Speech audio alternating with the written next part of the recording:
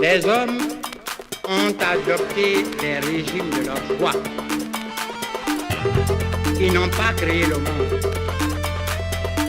Ils prennent garde de détruire ce qu'ils n'ont pas créé. Le monde.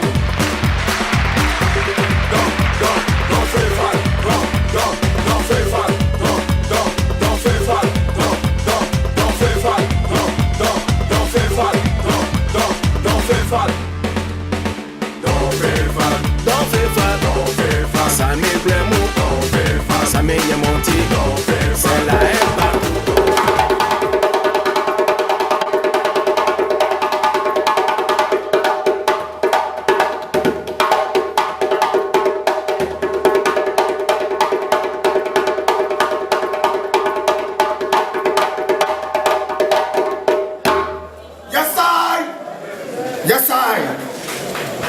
Je vous salue, je vous dis bonsoir, messieurs, mesdames.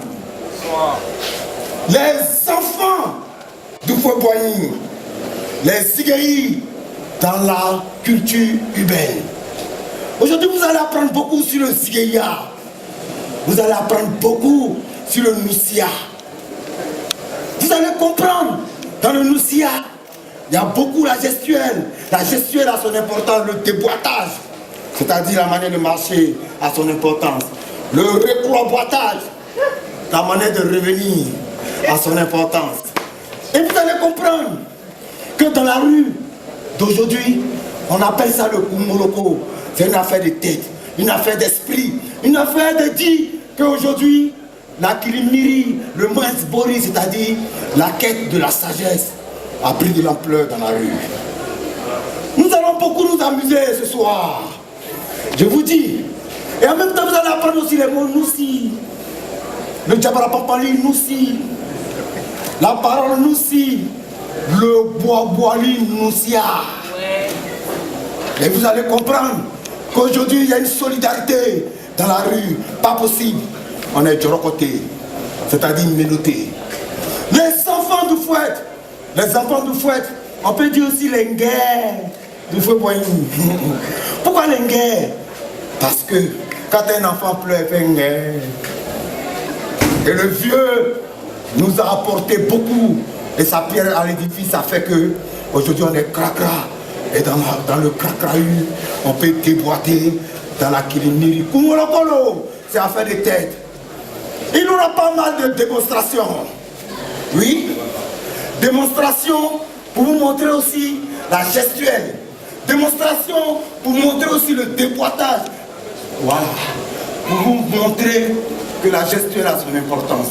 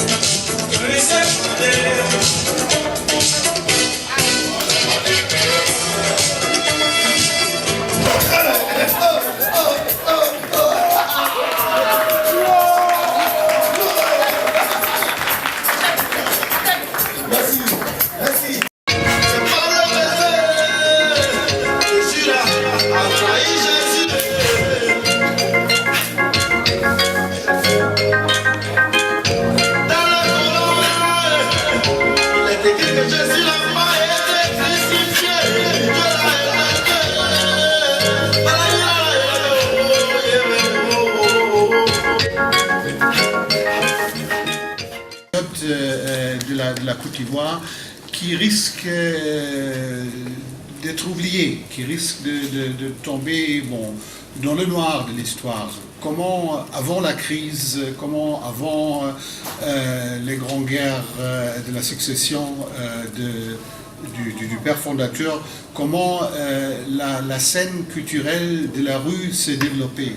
Alors les nushi, les égoués, les danses, le karaté, le taekwondo, tout ça c'était des signes de cette culture. Et je l'applaudis surtout parce que cette phase historique est démontrée sans nostalgie, sans adoration, mais très nette. Alors, à travers les témoignages que vous allez écouter, on a vraiment l'impression que cette période devient revivant, mais pas dans un sens comme on voit aujourd'hui souvent dans les films historiques de glorifiant ou de malédictant, mais vraiment réel, parce que il faut comprendre que cette période aussi, ça avait beaucoup de dangers, beaucoup de points négatifs. C'était certainement une période de violence. Hein. Une violence, si aujourd'hui on se plaint des microbes ou je sais pas, des coupeurs de route. Bon, il a bien eu de violences avec les mafias, avec les groupes de jeunes violents, les cambrioleurs à cette époque aussi. Alors ça nous aide à comprendre le présent.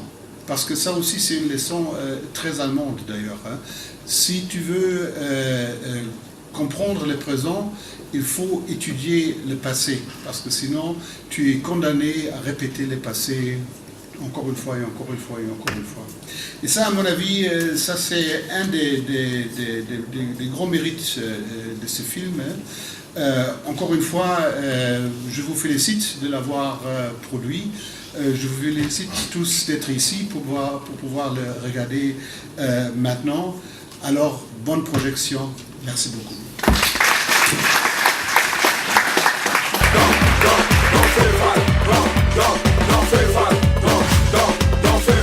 En ce qui concerne ma présence ici, je voudrais dire, un film comme celui-là, c'est un véritable témoignage. Si j'ai été contacté, c'est parce que certainement Saint Polo, c'est ce que John Pololo a représenté également pour moi.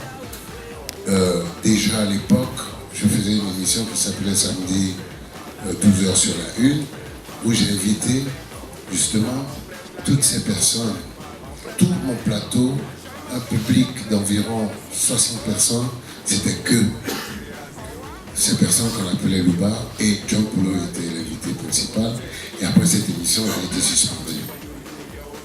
L'émission était en direct. Il n'y avait rien de spécial.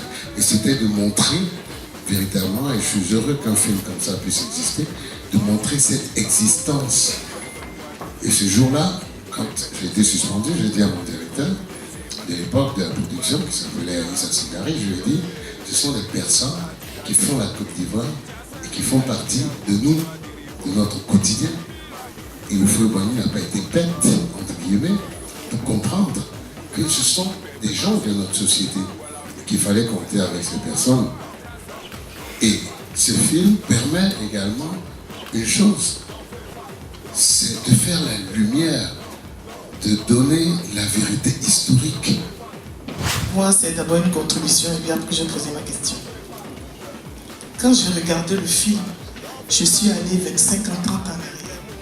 Tellement l'émotion m'a éteinte. C'est un Polo, tu sais pas, tu m'as fait voyager. Parce que moi, comme il a dit, j'ai vécu ça. Parce que je suis de Makoni. Et j'ai connu Akira. On ne pouvait pas sortir sans permission. On avait 14-15 ans, on commençait les booms. Quand tu ne demandes pas la permission, on vient enlever tes pailles. On prend ta boisson. Et nous, les femmes, des fois, les films karaté, ils nous obligeaient à aller les voir. Et au retour, il y a du sable chaud qui vous attend pour faire les mêmes mouvements. Et j'étais devenu un garçon. Il y avait 11 garçons, j'étais le 11e. J'étais toujours en culotte, cheveux courts, ma mère même s'inquiétait. Et Blé, dont on a parlé, on n'a pas vu l'image de Blé. Ma grande soeur, père, son homme est tombée amoureuse de Blé. Pas plus, beaucoup, mais elle aimait Blé. Elle appelait le bandit au cœur tendre. Ma mère était devenue vraiment folle. Il y a un gars qui est là, qui s'est levé. Il y a un gars que je le connais aussi. Donc j'ai un peu baigné dans ça, il m'a fait voyager. Et c'est Pololo, j'ai vu une de ses bagarres, mais un midi sous ma fenêtre. Et ma soeur disait non, c'était un voyou au cœur tendre. elle les appelait comme ça. Et c'est vrai, sous leur apparence herculéenne, c'était de vrais anges à l'intérieur. J'ai pratiqué certains. Et je voulais te féliciter, Saïd. Tu as mis 10 ans. C'est une empreinte indélébile ce que tu as fait. Je te dis, je ne vais pas monopoliser la parole, j'ai beaucoup de choses à dire, j'ai été émue. Ma soeur a laissé ses études, elle a suivi Blé en France. Angéline Papou, paix à son âme, elle est décédée. Et ceux qui connaissent Blé connaissent l'histoire. Elle s'appelle Angéline Papou, elle a eu bac, plus beaucoup. Elle a laissé, elle allait suivre Blé en France. Elle est restée avec lui, il y avait des bagarres là-bas, elle dit c'est Blé. Nous tous, ma mère était devenue presque folle, mais elle dit c'est lui qui l'aime. Vous voyez, quand je dis Angéline, elle dit non, c'est qu'un voyou au cœur tendre. J'ai perdu ça. Et vraiment, Oufo Boigny a fait beaucoup. Et je ne citerai pas le nom de certaines personnes que moi-même j'ai cachées quand on cherchait, qu'on voulait tuer. Ça, c'est vrai. Des gens qu'on a... Il y en a qui prenaient des anabolisants pour être un peu gros. Ils ont tout laissé, ils prenaient beaucoup de café pour maigrir. C'est rasé. Il y en a qu'on a caché 3. Ils sont sortis par le Burkina, qui sont partis, sinon on les tuait. Et parmi le PC, il y avait 2 que je connaissais qui étaient dans mon quartier. J'ai pris mon courage, gros cœur de bêté. Je suis allé les voir. Aujourd'hui, c'est vous. Demain, ça pourrait être tout autre. Pour les tuer, pourquoi? Comme ça, je suis allé parce que les 2 personnes étaient proches de moi. On les a laissés, ils sont sortis. Donc, bref, bravo. Je suis Yannick Effoumi de Life Magazine. J'ai été très édifié par ce film documentaire. Ça m'a vraiment permis de comprendre réellement ce qu'était le mouvement Zigei. Comme l'a dit le frère tout à l'heure, moi je suis de la génération 80. Donc c'est des choses que je n'ai pas vues, j'ai entendu parler. John Pololo, c'est vraiment une légende, on en a tous entendu parler. Et parmi notre génération aussi, ça a suscité des vocations peut-être pas forcément positives, mais beaucoup aussi ont essayé de jouer des durs dans la rue, ou bien à l'école, ou bien... Et moi j'ai envie de vous demander aujourd'hui, vous qui avez connu quand même des difficultés, on est là aujourd'hui parce que vous avez quand même réussi à vous en sortir. Certains sont devenus chefs d'entreprise, certains maîtres karaté, instructeurs.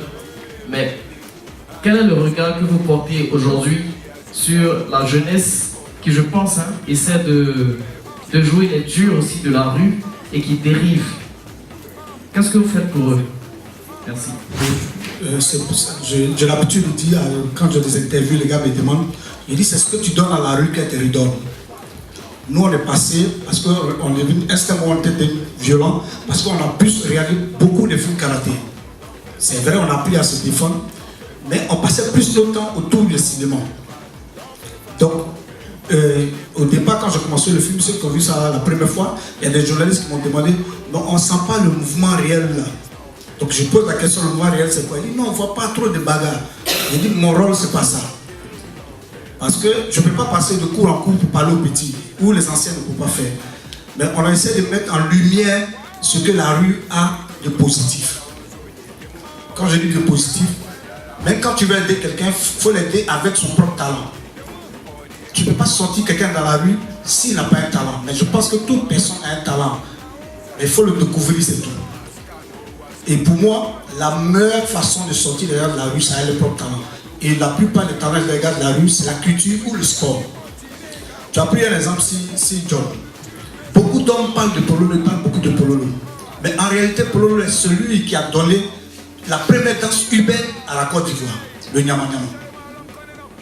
Mais on cite tout de lui, mais on ne parle pas de ça. Aujourd'hui, cette danse, à partir de cette danse, beaucoup de danses urbaines sont nées. Si on était dans un pays développé, il devait avoir trop de droits. Et ça, les gens ne font pas attention. Et à chaque fois quand tu présentes l'image du gars, on juge le côté négatif. Mais nous tous, on est ici. Je ne justifie pas. Hein. Même moi, moi, tu vas dans mon quartier, les gens te diront beaucoup de choses qui s'est passé. Il y a des grands frères qui nous ont vu grandir et tout à Boulot. Mais pour moi, il faut sortir, il faut montrer ce qui est positif de la personne. Et c'est pour ça, dans ce film, j'ai voulu mettre en lumière la rencontre à Oufé. Pour moi, une rencontre, c'est comme un pont. Une rencontre peut changer beaucoup de gars. Il y a beaucoup de gars dans la rue qui étaient violents dans les quartiers, parce que peut-être, je ne veux pas dire ça, peut-être on dirait chacun veut mettre son territoire. Mais quand les gens changent, c'est parce qu'ils sont passés de l'autre côté du pont. Nous, avant Tabobo, on se faisait de maquiller 10 000, donc on se tapait les bagarres même de plus que 10 000. Et après, tu as un nom, après les gens t'appellent, tu vas sur de boîte de nuit en ville. Et du coup, tu commences à croiser d'autres personnes qui ne sont pas de ton milieu. Donc tu refais ton éducation par rapport aux rencontres que tu fais. Et pour moi, ça c'est la meilleure façon. Pour moi, je connais la rencontre. Une rencontre peut changer quelqu'un qui n'est pas idiot. L'éducation, tu peux refaire ton éducation. Mais ça faisait que nous, quand on retourne dans nos quartiers, et à ce moment, quand tu retournes dans ton quartier, tu changes ta façon de marcher, tu changes ta façon même de t'asseoir. Bon, pour te donner un exemple, j'ai eu un contrat avec une servante à l'époque avec William Tolbert. Sa femme était ici, et puis elle avait besoin d'un gars de corps, sa plage, tout. Et dans mon quartier, j'avais la servante et William Tolbert qui était là. Et la dame lui a demandé que je se rencontre un peu lui soit pour te dire un peu. Et la dame lui dit j'ai besoin de quelqu'un qui peut, un gars de corps, tout. Donc là, elle connaît un voyou du quartier, c'est moi. Donc elle veut me trouver, de ma patronne qui dit elle veut un dur, tout. Donc comment j'arrive? Et je suis assis, je veux montrer à la dame que c'est dur, je suis assis dans son salon comme ça. Et la dame me dit, quand on voit une dame, on se lève. Et je me suis levé. Et après, j'ai eu la chance d'avoir un contrat que les vieux pères d'Aïe, les gars m'ont donné au plateau, à une femme blanche. Et la femme, on lui dit qui je suis. Elle, au moins, elle arrive, je me lève. Elle dit, c'est bizarre, hein. Elle ne sait pas que j'ai appris ça. Je vais retenir ça. Donc, on dit, une rencontre est très importante. Une rencontre peut changer les gens.